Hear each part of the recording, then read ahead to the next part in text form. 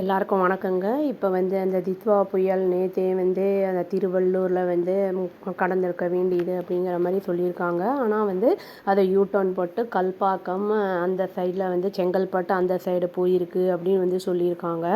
இப்போ வந்து ஐஎம்டி என்ன சொல்லியிருக்காங்கன்னா வந்து நிறைய பிளேசஸ்க்கு வந்து தமிழ்நாட்டில் வந்து ரெட் ஆரஞ்சு அலர்ட்டு எல்லோ அலர்ட்லாம் வந்து கொடுத்துருக்காங்க.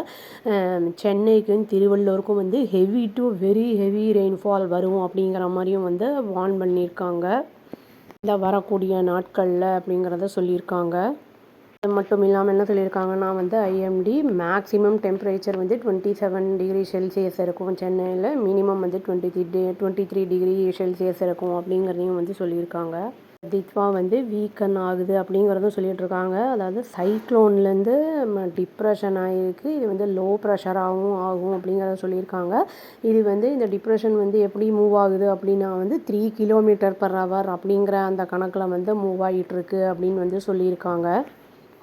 சென்னையில் 24 hours கண்டினியூஸாக ரெயின்ஃபால் இருந்திருக்கு அப்படின்னு வந்து சொல்லியிருக்காங்க. இதனால் நார்த்து சென்னை அந்த இதெல்லாம் வந்து ரொம்ப பயங்கரமாக வந்து பாதிக்கப்பட்டிருக்கு அப்படின்னு வந்து சொல்லியிருக்காங்க. நந்தனம், புழல், நுங்கம்பாக்கம் அந்த மாதிரி இடங்கள்லாம் வந்து ரொம்பவே நிறைய பாதிப்புகள் இருக்குது அப்படின்னு சொல்லியிருக்காங்க. கேபிட்டலில் வந்து அன்செட்டில்டு வெதர் இருக்கிற மாதிரி தான் இருக்கும். பட் வந்து heavy to very heavy rainfall இருக்கும் அப்படிங்கிற மாதிரி சொல்லியிருக்காங்க. சென்னையில் ஹெவி ரெயின் அப்படிங்கிற காரணத்தினால வந்து ஸ்கூல்ஸு காலேஜஸ் அப்படி அதெல்லாம் வந்து ஃபுல்லாக லீவ் விட்டாங்க. மற்ற ஒரு சில டிஸ்ட்ரிக்ஸ்லாம் வந்து வெறும் ஸ்கூல்ஸ் மட்டும் லீவ் விட்ருக்காங்க ப்ரிகாஷ்னரி மெஷருக்காக. ஏன்னா அந்த ப்ளே கிரவுண்ட்ஸ் எல்லாமே வந்து ஃபுல்லாக தண்ணியால் ரொம்ப ஃபுல்லாக வந்து போய் இருக்குது அப்படிங்கிற மாதிரி சொல்லியிருக்காங்க. விழுப்புரம் டிஸ்ட்ரிக்டில் வந்து 4 பேர் வந்து இப்போது எலக்ட்ரோக்யூட் ஆகிருக்காங்க அப்படிங்கிற மாதிரி நியூஸ் வந்திருக்கு. இது ஒரு சோகத்திற்குரிய ஒரு விஷயந்தான். அப்புறம் இந்த 85,000 ஹெக்டேர்ஸ் வந்து ஆஃப் பேடி வந்து ஃப்ளட்டில் வந்து மூழ்கி இருக்குது அப்படிங்கிற மாதிரி வந்து சொல்லியிருக்காங்க.